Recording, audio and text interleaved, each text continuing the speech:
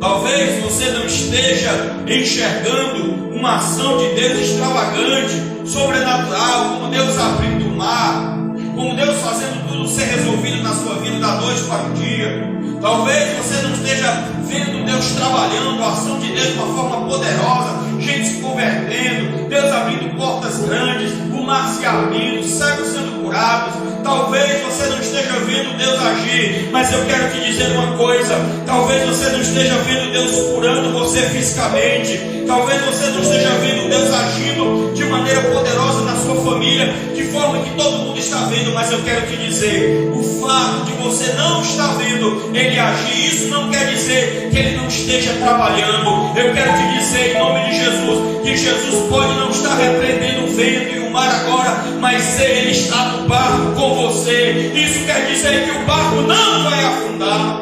Glória a Deus.